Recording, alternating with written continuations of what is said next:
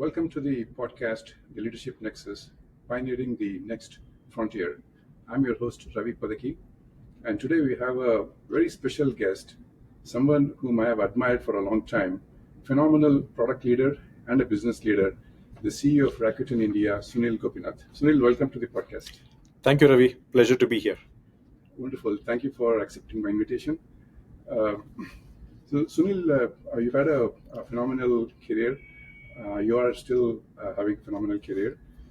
You started your journey from Qualcomm, and then you went to Intel, and then from there to eBay, Flipkart, and now Rakuten. Uh, so, uh, if I may just start off with um, understanding, how do you perceive yourself as a leader, and how would you define leadership?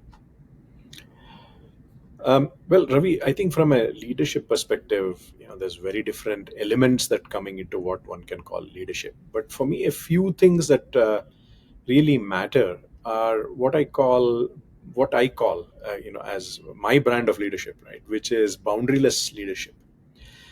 Because I feel that in at every stage in one's career, you reach a point where you know horizontal boundaries of different functional boundaries bring people down because usually you become a victim of your own growth, right? If you have grown in sort of the finance function or the product function or an engineering function or business or sales or operations, those what can be seen as a good thing in terms of the deep expertise one could have developed can also become a liability because of the ability to sort of outgrow it to become go from a functional leader to a general management leader, right? To be a problem solver. So with boundaryless leadership, what I expect and the way I operate is that there are no boundaries, right? There is a customer, there is a business, there is a solution, there's a strategy, and we are all coming together to implement and execute and get things done. So in that process, it really, really helps to not be shackled by boundaries so that you can go solve any problem across the company, right?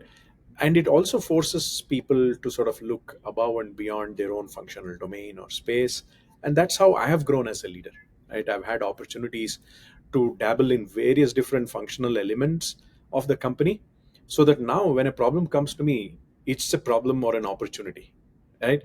There's nothing called it's a customer problem or it's a business problem or is a tech problem or is a product definition or a go to market fit problem. It's a problem for the company that we have to roll up our sleeves and go solve. So I think this is enormously empowering as well, whether it's a startup or a large company. There's also a few other things that come to light, as a leader, can you take people along? End of the day, inclusivity, camaraderie, collaboration matters a lot. um, the ability to sort of step out, zoom out and zoom in at the same time matters for a leader, because as you grow and get into more and more senior roles, you really can't lose track of information or details about at a working level, at the ground level as well. So you have to be able to go in at a very, very deep level. For example, if I'm solving a problem of supply chain, I need to know what my 2-day delivery or a 1-day delivery actually looks like, and the reasons why there has been delays in delivery, because it is directly proportional to customer happiness or customer pain, right, in e-commerce. But then at a macro level, I also have to be looking at my efficiency of my supply chain and capacity versus demand, things like that. So this ability to sort of flip between the two becomes very, very important. So I mean, these are some of the elements that to me are very, very important as part of leadership. Oh, brilliant. That's extremely empowering and powerful. Boundaryless leadership and ability to zoom in and zoom out. Yeah. So Sunil, if we can just trace back in your career, right from Qualcomm to Rakuten, and you're one of the a rare breed of leaders who has actually transitioned from products to business. Yeah. If you could share a little bit more about how did you identify and prepare for your next challenge along your path to where you are? Yeah. See, one of the things that I've always looked at is I've looked at my career growth as kind of a value chain, right? In that there is something upstream or something downstream from where I am. And my job is to constantly dabble in what's upstream from me while having graduated from what's downstream. So, for example, when I was in engineering, I was always working very closely with architects who were designing large scale systems at Qualcomm, for example, right, for mobile phones, smartphones. So then I got exposed to how does a system architect design the entire software for a smartphone, which could have everything from Bluetooth to video to camera to wireless, cell phone, Wi-Fi, you name it, right? They're all working together. But as an engineer, you're working on your component, but you look at a system architect, they're designing entire systems. So then I moved to systems architecture. At that point, I started doing systems design, but I was always interested in how does a director of engineering manage a 200 member engineering organization? What does it take? So I used to dabble in a little bit of engineering leadership as well, right? While being a system architect, managing a team to understand pain points of managing team, how to make two teams collaborate with each other while they're achieving their individual goals. So that concept of inclusive leaderships becomes apparent at that point. When I was doing engineering, I dabbled in product management because I'm like, hey, I'm the guy executing on product, but who is defining the product? So in a sense, the curiosity for what's kind of upstream in that value chain is what helped me sort of dabble in other related functions. And I wanted to get closer onto the customer side, so I went into product management, tried it while I was doing engineering, so that enabled me to shift to product management. And when I was in product management, I got more and closer to customers. For example, Samsung or Apple were my customers when I was at Qualcomm. What I realized that what works in house in my lab within the company doesn't really work as intended in a customer's environment, right? um, so the sense of customer empathy, customer pain, the more time you spend with customers in their setting and understanding their pain points, you develop a much broader sense of empathy. So I got into product marketing because that's what helps inbound bring in product definition or influences product definition inbound. Um, and and yeah, I mean, that's just an example for, I look at what's in front of me and behind me and then keep trying different things, and got me exposure to other functional domains. That's very smart, and this insatiable curiosity has helped you grow. Yeah. That's just fantastic. So just one question about your journey. You started your career in US, and then you moved to India. How was the journey? Could you share a little bit? I'm sure a lot of people are also looking to transition or move from India, from US to India. Yeah. What advice would you have for leaders in that journey? See, I think one of the main motivations for me to look at India, not were, I mean, there are a couple of different motivations, there's of course personal elements and so on. But from a professional perspective, emerging markets, emerging economies where India is just at the cusp of growing digital in almost all aspects of the country, right? It's government, it's internet or e-commerce, payments, banking, manufacturing, you name it. There is a significant shift towards digitization and digital-based businesses. So I look at where the opportunities are, and I think India is just the right time and space for phenomenal opportunities, whether it's entrepreneurships, large companies, multinationals, Indian companies having really big digital goals like Reliance and so on. It's all here. So definitely, while they would say, the wild, wild west in California back in the gold rush days, it's the wild, wild east now in terms of opportunity. So yeah, go where the opportunity goes, and there's tremendous potential for growth, tremendous potential for risk taking and entrepreneurship, for management and leadership. I mean, look at the number of GCCs being set up here in India. Like, at Rakuten right now, I meet with at least one GCC every month from Japan and other Asian countries who want to come start a GCC in India. So growth is the mantra, and if you're a growth guy, absolutely, this is where you should be heading. Fantastic. Wild, wild east. Love it. Love it. Yeah. Speaking about GCCs, I think that's a good segue into my Yeah. next segment about leading GCCs. Maybe if you could start off with sharing about your current role at Rakuten, Yeah. maybe a little bit more about what leadership opportunity do you see at Rakuten? Yeah. I'll maybe talk about two aspects. One is the GCC aspect, and then there is a technology-based business that we have created here. For GCC perspective, when I started here about 9 years ago, we were about 50 odd employees, maybe 60 or 70. It was started initially as a global operation centers for Rakuten. But when I spoke to the leadership team, the executive team here at Rakuten in Japan, it was very, very clear that Rakuten had realized that technology is going to play a very, very big role, both in their globalization as well as digitalization of all of their businesses. I mean, you look at businesses like Rakuten, right? We were in e-commerce clearly was digital based, but then we also came in and we saw that a lot of the financial sector businesses like insurance, banking, payments, securities, they were all manual, physical, laborious businesses, right? And we came in and said there is huge opportunity to offer a world-class customer experience by digitizing all of these businesses.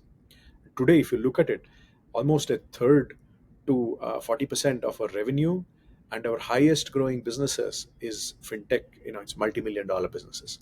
And this all happened within a span of the last 10 years.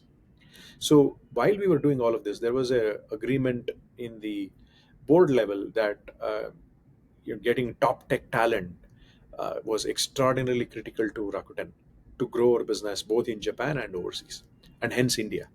So today, for example, we are the second largest technology organization for Rakuten globally. We have almost 2,000 employees in the internet and application services, and another 2,000 employees in our telecom, business. So almost 4,000 employees in the last 8 years. Right, that's a phenomenal growth.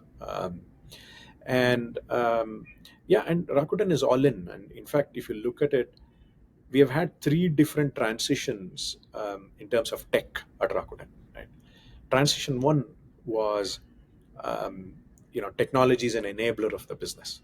Right, there we were growing more in Japan, and we needed a lot of deep tech to enable payments, to enable banking and credit card, communications, all of these things.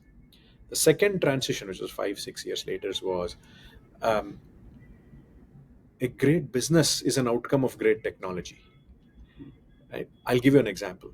Um, a lot of our customers from the previous generation, when they come to e-commerce, they would probably search for a striped brown jacket, right, or a blue tie, blue silk tie. So they were um, very specific about what they needed, and the search engine that was built for those kind of needs was good enough to respond and bring up those so that customers can go and buy. You look at Gen Z right now, whether it's Japan or any other country, the way they shop is they're going to come in and say, hey, I am attending a Taylor Swift concert next week. Make me look great, right? Or make me look hot. Now, our search engine doesn't understand any of this, or it did not. Yeah.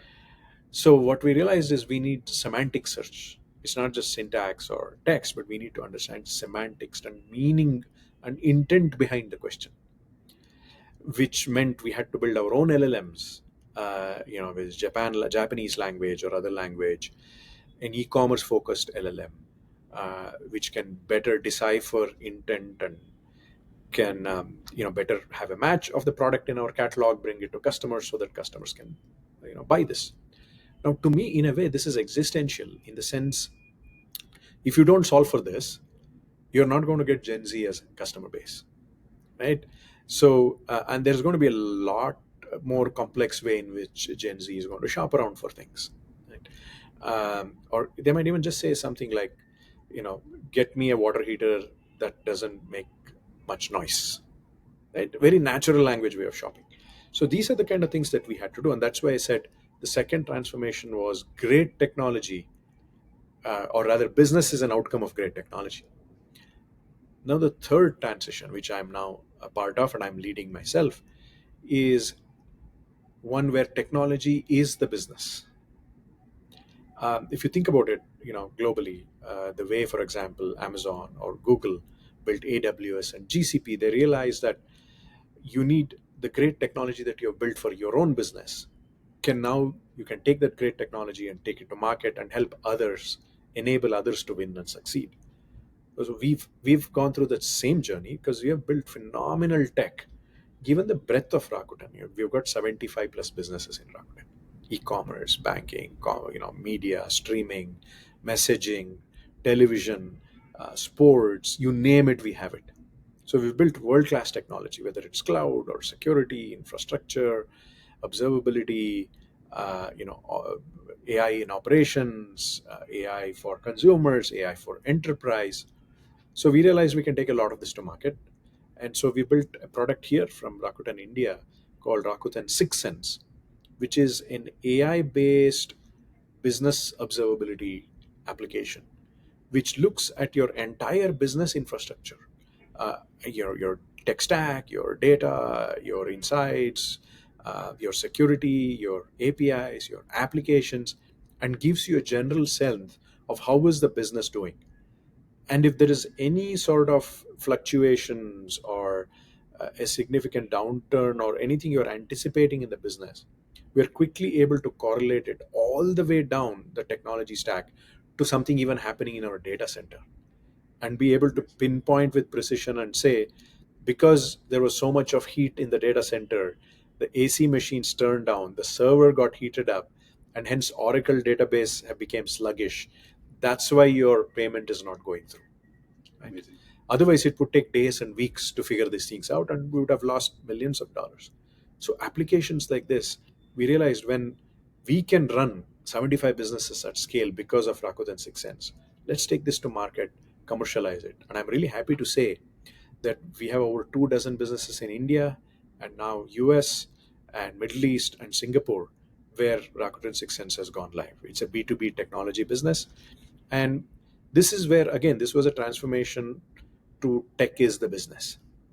And I'm really glad to say that for a GCC to have done something like this, we're very, very proud of kind of the path that we led here.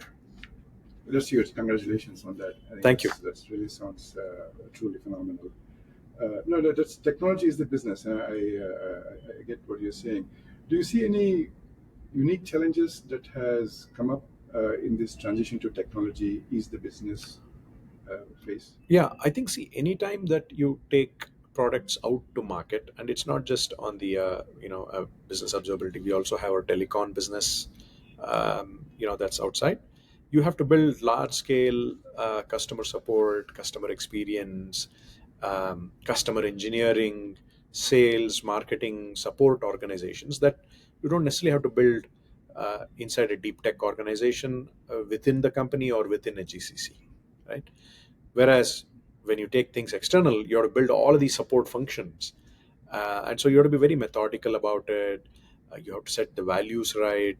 And you're, again, that's one of those transitions where you're no longer a product tech guy, you're a business leader. And business is always interesting and challenges because every customer is different, their needs are different, their ability to transform or expectations are different. So, you develop a lot of customer experience and customer empathy as part of the journey. Okay, got it. Speaking about GCCs, if we can Yeah. double click into the growth of GCCs itself, how would you describe the maturity journey of the GCCs from being a cost center to innovation center in general? Because a lot of, as you also mentioned, a lot of companies are also from Japan and from other parts of the world are looking to come and set up a GCC in India. What advice would you have for such leaders? See, I think that definitely a lot of patience is needed. Um, and the reason is there may be companies that have probably already have a presence in India before. They're used to setting up, tech centers, GCCs, innovation centers here in India, or they have a smaller setup and they're expanding and so on. But if GCCs like us, for example, Japan and India, this was a first time experience for both of us working with each other, right? And when you do that, neither side really knows enough about each other. So a lot of trust building needs to happen. Um, as in, I would recommend start slow, solve for low hanging fruits, focus on the culture. because it really, really matters. How does headquarters operate? How does Rakuten as a global company operate? What are its value systems? For example, for us, speed is one of our number one cultural tenets. The other one is customer satisfaction, right? Third one is continuous innovation and continuous improvement. So when you have these value systems, as long as you keep that in mind and you solve for it, these transitions becomes easier. And also with respect to growth, it's very important to go into the soul of the company and tease out what really matters. For example, in our company, really high quality and no surprises of the software in production matters, right? It matters extraordinarily. So even though you may have, for example, if you hire very smart, bright engineers here in India, they would like to build yesterday, deploy today, and yeah, that kind of a get it done now culture, right? But you look at a company like Rakuten, it's all about a lot of very serious planning, looking at corner cases, looking at customer experience, solving for very high degree of quality. And so when these two sort of approaches come in, how do you find middle grounds? That's where leadership gets challenged. Because as a leader, you have to find middle ground. You have to harness your people who are burning to want to unleash that raw talent, raw innovation, get things done approach. But you also have a company that has a 30-year long legacy and that stands for quality, that stands for customer delight. How do you build bridges and make bring both good of both sides and bring it to the table? So I think it's a very thoughtful journey and it takes time. Amazing. Some very, very good insights there. A lot of things to talk about there. Love that speed Yeah. construct from Rakuten. But if you could also share what differentiates a good leader from a great leader in a GCC setup. See, I think a great leader is somebody who is very intentional about shaping the identity and narrative of the GCC, right? Um, in that, taking ownership of how you want to shape the direction of your organization. For example, here we were very, very clear that we are going to be a great technology and innovation organization. So from the beginning, we built. I'll give you an example. Our data sciences team has evolved so beautifully. Initially, it started with starting a small team of data scientists helping the business with a few small business problems, such as how do I solve for customer retention, how do I solve for customer acquisition, right?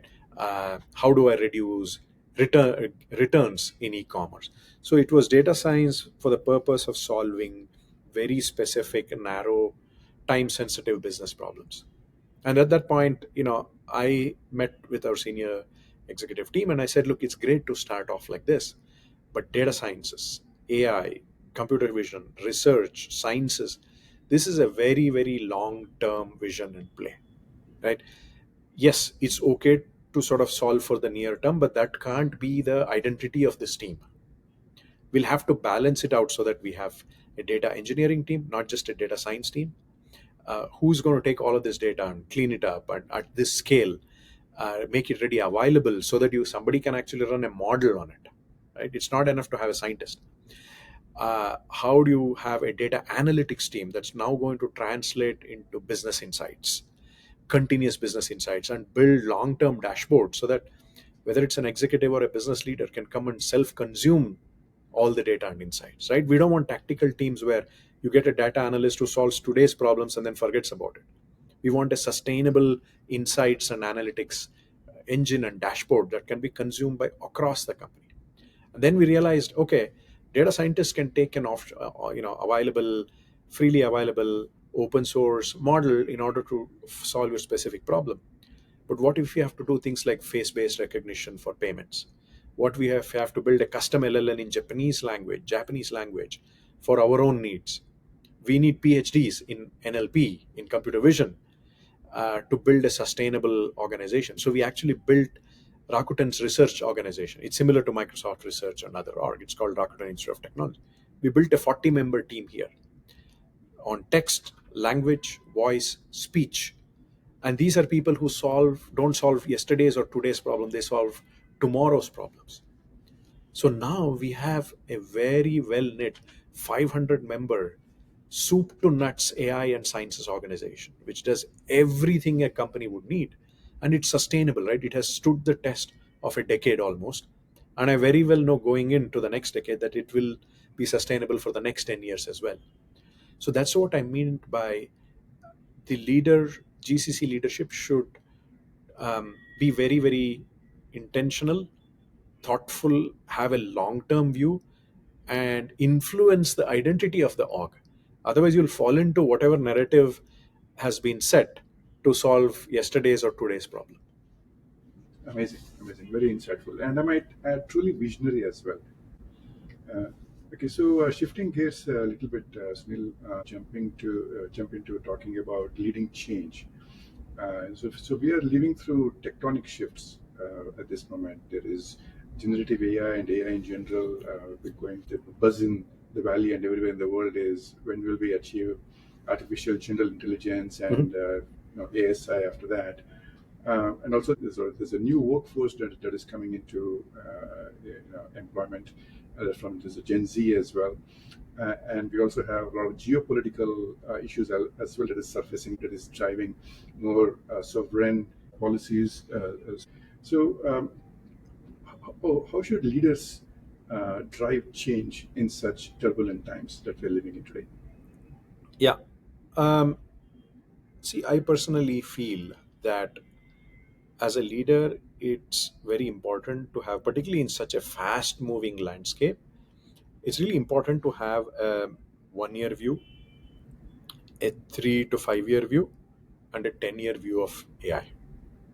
Of course, everything is going to change in five years, but it's still important to have a view because that will balance how you look at it from an organizational and practical perspective.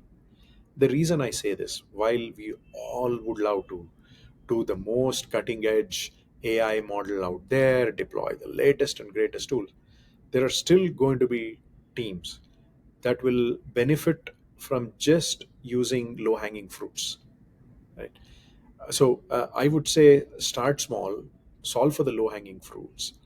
It could just be a finance team looking at, hey, just rationalize the P&L over the last 3 to 4 years, right? Help me with planning. It could just be your product managers talking about, can you look at my product requirements document, make it more crisp that I can present to an executive, or a critique of your business plan.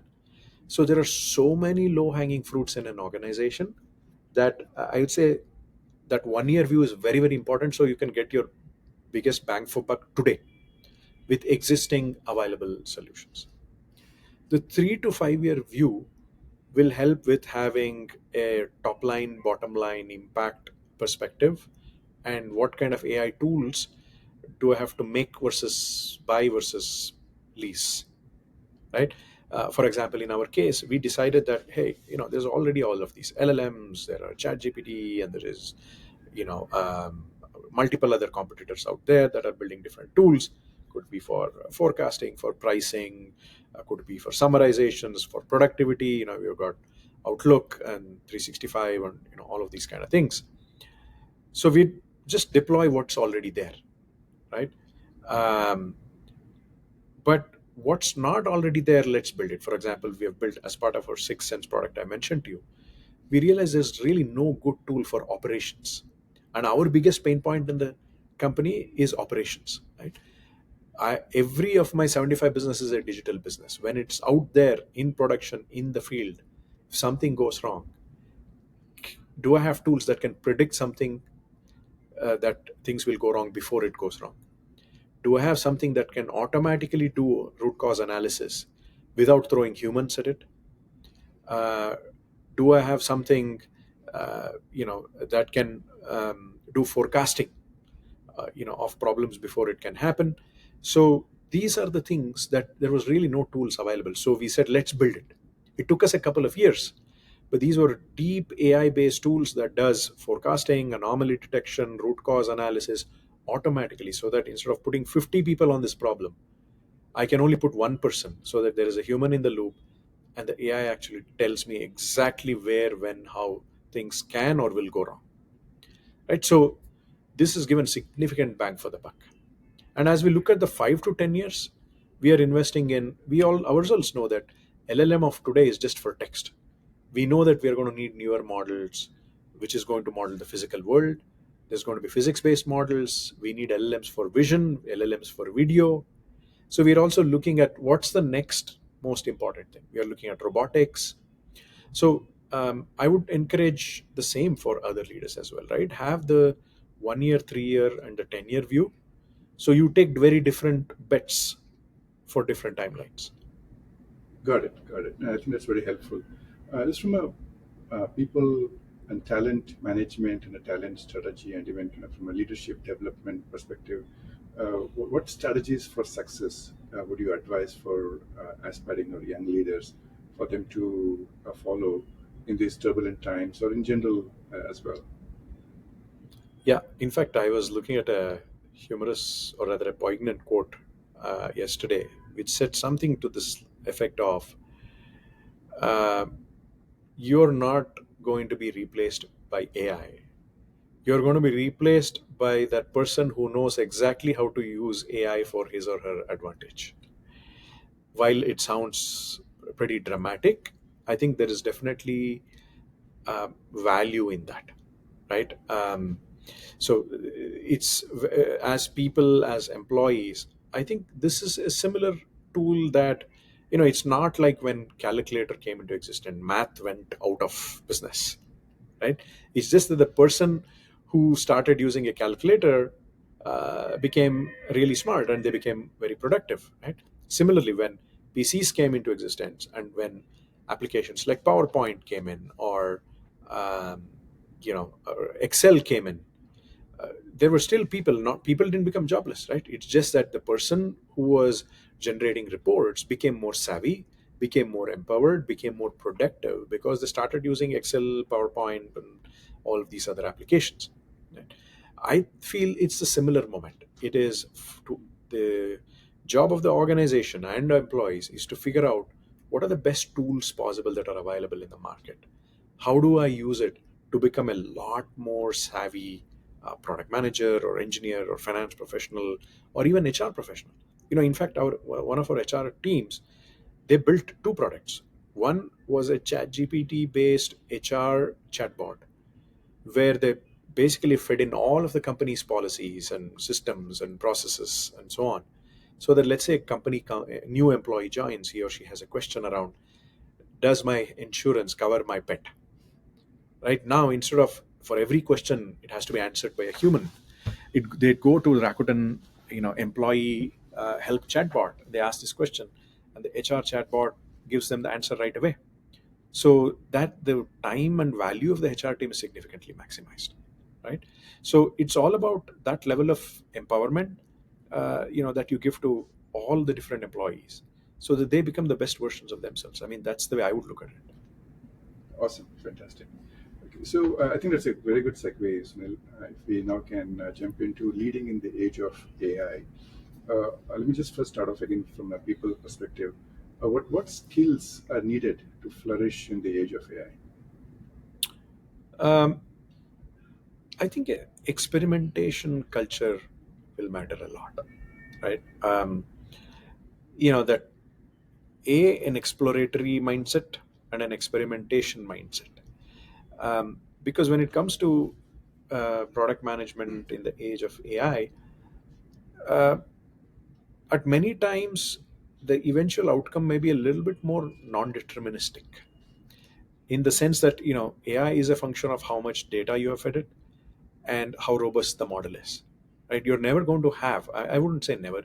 In the short term, I don't see any model being perfect. I don't see any uh, outcomes being 100% deterministic. So now, how do you operate in this environment? Even for example, you look at ChatGPT, right? Uh, you can ask a lot of different questions. You can give a lot of it attempts and solves 70-80% of what you do, but there is definitely going to be a 20% of the answers where you're not going to get what you want, or you might be disappointed, and that's okay as long as there is a graceful exit from the situation, right? As long as customer experiences are bounded, you're okay. So designing end user experiences, business experiences, in a way where definitely the good side of the determinism, you leverage more of that, and the bad side of the deterministic or the non-deterministic outcome, you have a graceful exit, is kind of one of the key things that a product manager will have to deal with. That's brilliantly put. That's very well put. Okay. Are there any AI-driven disruptions that you foresee in global business over the next maybe 3 to 5 years? Yeah, I mean, see, the way things are going, um, I think a lot of the agentic AI based systems where it's not just reasoning, but even decision making will be done by AI agents. Uh, you know, that's definitely going to be a huge disruptor, because now you have to build products in a way where you are not determining the end goal or the end output, but you're putting in enough logic, enough business boundaries, goals, and customer experiences guardrails, in the hope that the agent will take the best decisions on your behalf. It's a very different world, right? Clearly, it comes with extraordinary productivity enhancements, because I just don't need to put 10 people on the problem anymore, when because I'm having 10 agents that are collaboratively working with each other to make decisions. So now your job is, how can you trust the agents? How can you build systems where your trust in the agent is 95%? That's going to be a huge challenge, and that's going to be a huge disruption. Thirdly, we are going to live with decision making and automated machines, right? Yes, one, it's decision making. Secondly, we are going to see a lot of robots. The moment you have $20,000, $15,000, $10,000 robots that are coming in, and they're not just taking orders from you, but they're doing things on their own. How do you orchestrate all of this, right? Now you'll have to orchestrate a home to be robot friendly so that the robot doesn't trip and fall down, right? You have to orchestrate a fridge to be robot friendly. And intelligence, I feel, is also going to go to endpoints, right? It's not necessarily necessary that the intelligence has to remain in the source. Intelligence will be in the destination, right? The fridge itself will have an AI. It's going to have a brain in it. It's going to decide that, oops, I'm out of milk, let me order milk. And it's going to make an order on Amazon or wherever else you're buying milk from, or vegetables from, or fruits from. Or it also knows that you consume this brand of cheese and you order these many grams of cheese every week. How do we live in a world like this? How do we adjust to a world like this? How do we design a world like this? So there's going to be significant disruptions, but are all positive, right? All towards betterment of human life. So I'm quite excited by it, but I also think we have to plan and design for it. That's amazing. That's absolutely brilliant. I loved it. Intelligence at the endpoints. Fantastic. Just at the backdrop of AI agentic Mhm. disruption that is coming, how do you envision the future of work? Because as it is, we are seeing a lot of layoffs happening in the industry because AI is replacing so many employees. How do you see AI agents? In that backdrop, how the future of work might evolve. And if I can also add one more question along with that, do you see AI agent as a co-worker in the near future? Yeah, definitely. I mean, a strong yes to that question. I think in the what I would say in the near term, like 1 to 3 year time frame, I think the best approach would be to be very savvy about existing AI tools, the pros and cons, the advantages. How can they help you be very productive, up level your output? That would be step one. Step two, agent AI would have been mature, to an extent in the next 1 to 3 years, that there's going to be collaborative working, right? You can, for example, if I'm a developer, hey, I would say I would actually write some code to do a particular task, and then when I would ask an AI agent to review my code and tell me, if there's a better way to do it, or there's particular issues that it foresees in the way my code is going to operate. I would also probably offload, all the whole productionization thing, from building pipelines to compiling the code to building libraries to put it on a server and taking it to production. Why do I need to do this? There is really low value add. I would put it to an agent and say, you go make it happen, right? And then I think people will probably at some point between the 3 to 5 years will move from being a performer to being an advisor, right? So I'm just going to advise the agent and say that here is my the output that I'm looking at. Here is my ideal outcome. And hey, by the way, I think it's good to orchestrate these three, four different things. You figure out how to do it. I mean, that would be my ideal nirvana, right? In a way, every engineer or every employee is becoming a CEO, where they're describing an ideal output and an ideal vision, an outlook for their company or their team, and there's somebody else making it happen. What difference does it matter to me if it's an agent or a robot or a human making it? So I think definitely a collaborative lifestyle. Now, with respect to will humans have a role to play in the workforce, and is that going to get fully disrupted? Personally, I feel that's beyond 10 years or so, because there are so many problems in the world to solve, right? Antibiotic resistant bacteria, clean water to different parts of the world, managing energy, finding newer materials that can survive life in Mars or life on the moon. I mean, there is thousands of different problems where I feel humans will graduate to solving more complex, more purposeful problems, and then use agents and so on and so forth to deal with the mundane day to day. It's kind of what I see in the 10, 15-year time frame. Beyond that, it's anybody's guess. Got it. Brilliant. Loved it. Loved it. So every human can be a CEO, and they just advise agents, and the agents will figure out how to get it done. Yeah. Brilliant. So, how do you see leadership itself evolve with AI? Um, yeah, I think that it goes back to my original statement when we started off, right? Where I said boundaryless leadership. I feel that will still hold true, right? That means that people can no longer work in the silos of I'm a data scientist or I'm a data engineer, I'm a product manager, I'm a business guy, I'm a procurement guy, I'm a lawyer. By just the very fact that we have so many tools available at our disposal, we'll all graduate to be boundaryless leaders, where we look at the overall 360-degree view of the company, the opportunities, the problem statements, and truly go back to sort of being the CEO of the company, right? So we will all be looking at it very holistically, because now, guess what? We have agents or systems or people who can do all of that for us. I mean, if I'm given a tool where I can say build a website, uh, for doing CSR to school kids to give them all of their school supplies, already with its carousel or there's so many other tools, uh, they can build the entire website for you in minutes.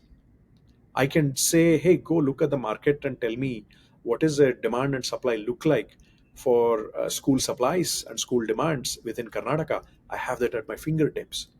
So given how enabled I am, I'm now going to be solving larger, more complicated problems. I think everybody steps up one, two, three levels is how I see workplace moving. Got it. Got it.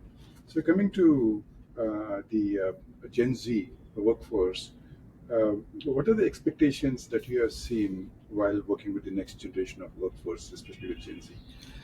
I've seen at least I have experienced about two or three different traits which are very unique, right? Which is that at a very young age, their sense of purpose of who they are, what they want to be, what this world is about, what's our commitment to this planet, all of that is extraordinarily strong. Second, they're fiercely independent, right? Nobody in Gen Z I've seen wants to be micromanaged. They want you to share a vision of the company, a vision, of the business, a vision for our stakeholders, and leave it to them to go make things happen. Thirdly, they weren't brimming with ideas. Any of Gen Z that I've met always comes up with a new way or a new revolutionary approach or a very fresh way of how to get things done that perhaps I may not have thought about. Right? So that's very, very unique. For the head bureaucracy, right? If you're going to have a highly process driven bureaucratic system in place, I don't think it's going to work really well if you're going to employ, boatloads of Gen Zs, because they're all about, from thought to action to getting things done in hours. Forget about even weeks or months.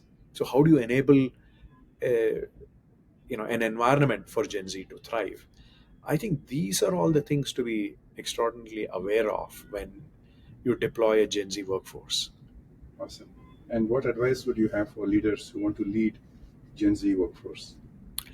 Be very open minded, uh, because they're going to question, they're going to doubt and break down all of your preconceived notions, norms, and ways of doing things. So you would rather break them down yourself before you work with them rather than, change it later. Is that be very open minded and be prepared to learn, because frankly, just because they're Gen Z doesn't mean that they don't have the intelligence, they don't have the experience, they don't have the perspectives that's needed for a company to succeed. They absolutely do have all of that. It's the question now is, are you willing to see it from the perspective of, I'm willing to learn from a 22-year-old, or not?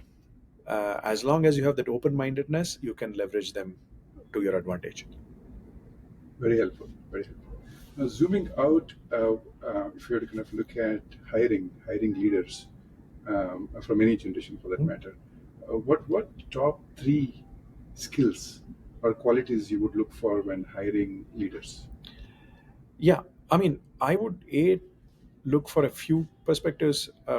Few characteristics. Out of them, probably one of them would be ability to take risks and challenge status quo. Right. What I don't want is leaders who join. They've got all these fresh ideas and blah blah blah, but when they join, they become part of the system. Right. I mean, that's not why one would hire people from the outside. You hire people from outside, you come in so that you take a consultative, critical view of, what's going on the ground, bring in fresh ideas, challenge the status quo, and take risks. Right. There are things that might fail. There are things, um, that might, you'll have to pivot and shift and change over time. But the most important trait that I look for is risk taking. Secondly, I look for possibility thinkers. See, it's very easy for leaders to come back and say, when you put a new opportunity or a problem statement at them, they might come back and say, hey, in this time frame or with the resources that I have, this is not possible. Right. Now, in a fast moving, high energy, high paced, highly competitive industry like ours, that kind of thinking is a liability. Right. We don't want people who are safe. We want people who, as I told you, take risks, be our possibility thinkers. I am sure you look at, maybe you break the problem statement down, serialize it over time. Maybe there's a small chunk which will give you 80/20, right? For 20% of the investment you get 80% of the value.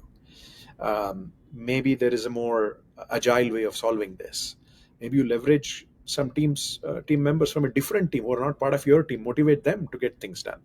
All this is part of, the boundaryless leadership that I was talking about. And thirdly, like I said, zoom in and zoom out. Right. You have to operate as an executive, you have to operate as an engineer, you have to operate as an operations person. Otherwise your teams won't take you seriously, because if you're just operating at 300,000 foot all the time, your teams are going to soon realize that you don't have a sense of, you're a blind man, driving a Ferrari, that you have no clue of what's going on the ground. You're not connected.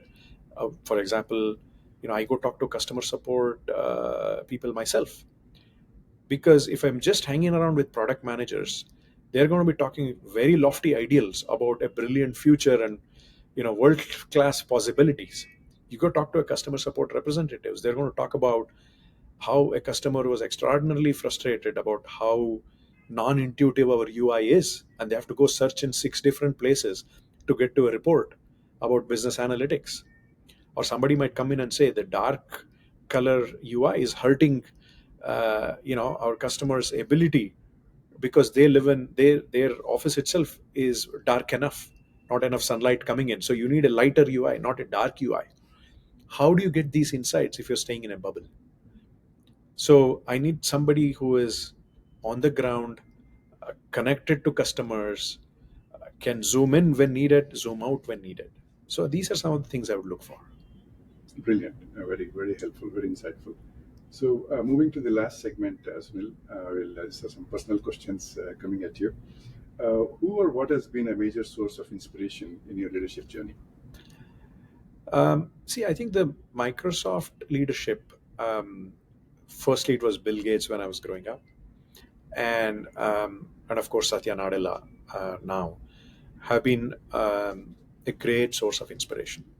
I think Bill, because I mean, he just pioneered software and Windows and applications, and everything I learned about computer science and applications and software was because of Microsoft. I dabbled so much with it, whether it was consumer applications, enterprise applications, uh, just the whole PC and Wintel enabled me to transition to the technology world. And for that, and just approach that Bill Gates took in terms of building on top of Windows and creating an ecosystem, whether it's applications and Excel and PowerPoint and all the related applications and DBs, and the first original ecosystem, apart from the whole Unix world, was actually Windows. And the way sort of Bill built it and Steve Ballmer and others. But with Satya, I think he's always had this kind of growth mindset, right? And to be honest, even the CEO of Nvidia, right, Jensen, who I met recently, by the way, at an Nvidia Oh, nice. conference as part of a tech talk. Yeah. What both Satya Nadella and Jensen do is that have a world-class growth mindset. You look at the transition from PC and desktop application to cloud-based applications. You look at Azure. Now you look at the whole AI-based pivot. I mean, Satya has done a world-class job of finding, uh, the journey or finding the bend in the river before the river bends, right? And creating a business from the next business down the line. I would credit Satya for that, and I would also look at Jensen. Right, he always he's a market taker. He's not a market taker. He's a market maker. Nvidia, whether it was gaming industry, they built the gaming industry. They didn't come in after the gaming industry was built and took a piece of it. And you look at the whole Gen AI and the AI business, which is going to be $1 trillion opportunity. Nvidia is shaping that business. They are making the business. So I really love market makers versus market takers, and so they have been phenomenal inspirations for me to think about how do you create markets, not just be a part of it. Um, More recently, I think Elon Musk, uh, because of just the extraordinarily bold vision and for being a very diverse leader. I mean, you look at the space from rockets to robots to automated cars to tunnels.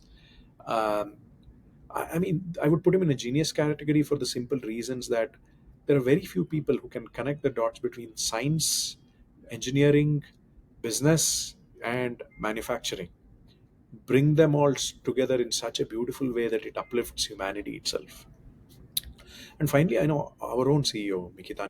I think I mean, a huge fan, in terms of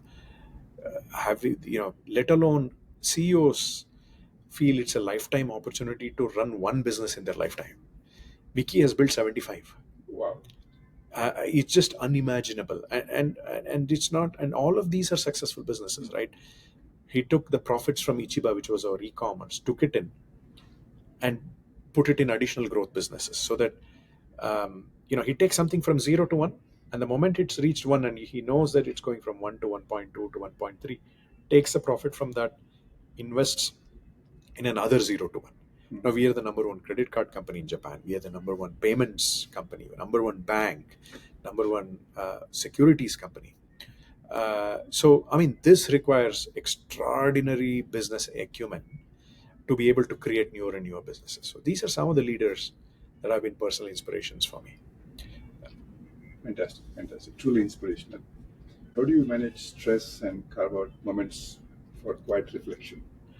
I think, definitely yoga and meditation has been a phenomenal help for me. I think growing up, my mother herself was a yoga teacher.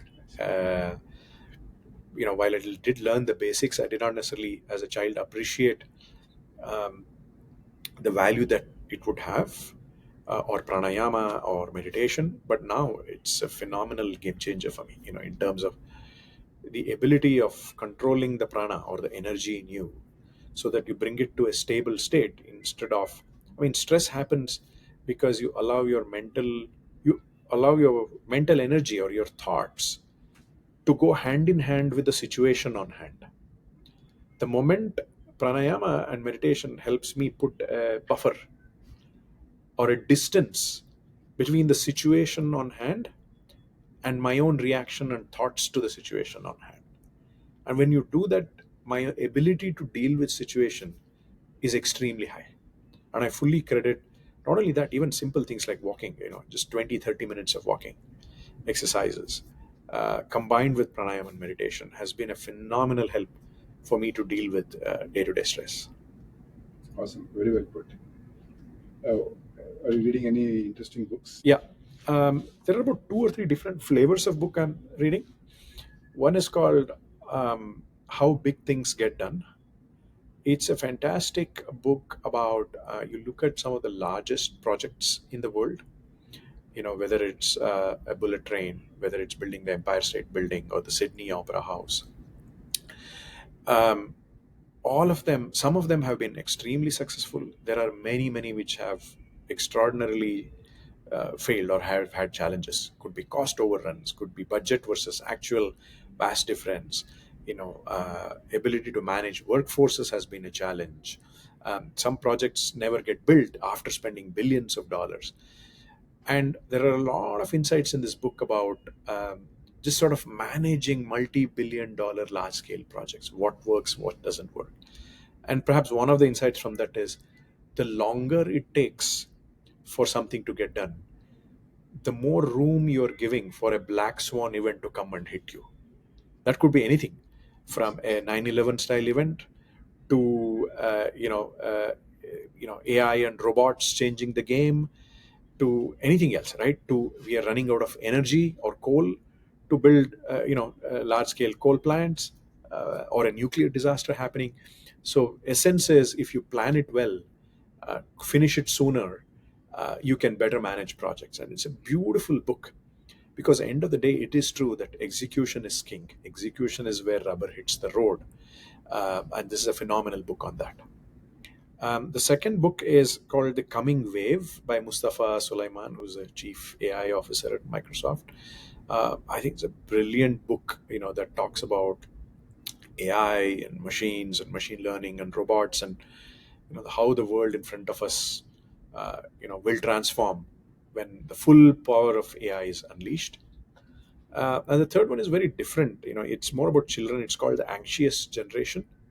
So, our children and Gen Z is being born into a 100% digital world, right? They've got their smartphones, their iPads, their PCs, and there's a lot of things going on in terms of distractions, lack of ability to focus, lack of deep learning being at the surface level, a whole host of mental issues, jitteriness, a very highly reactive brain. So apparently brain itself is being rewired, because they are exposed to a fully digital generation that we never were growing up, right? Ability to connect with the physical world around you, nature, human beings, animals, pets, ability to control stress, everything is becoming weaker. So that book really goes deep into unearthing a lot of these problems, so that we can help our children and their children sort of better integrate into the physical world around us. So these are few of the books that I'm reading. Oh, another one which I really recommend is called Outlive by Peter Attia. Yeah. So the whole book is, he has looked at people who have hit 100 years and beyond, and looked at what has helped them stay healthy till them hitting 100. It could be around exercise. It talks a lot about keeping muscle strong, protein, and having a strong muscle, of course, meditation, a lot of supplements that people, natural supplements you can eat to heal your body, some phenomenal insights to help people live as close to 100 as healthy as possible. I highly recommend that book as well. Okay, great. That's some very interesting suggestions. Yeah, I've read two out of the four, Okay. the second and the fourth.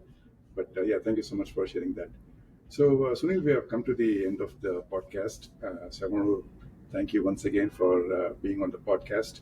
And it's been really wonderful listening to your deep insights and very inspirational story. So, grateful for your time. And anything you would like to share in closing? No, thank you, Ravi. I mean, you have been a product management champion, enthusiast, and a guru yourself. For a long time in the industry, and you've always brought in diverse perspectives from industry, whether it's startups or large companies, and it's frankly refreshing to see people who have in the product management community who are at the forefront and keep the product fire burning. And I really appreciate you for taking this initiative and also engaging with the broader product community so extensively. And I've always learned a lot from you. So thank you very much. Thank you. Thank you very much, Sunil. Yeah.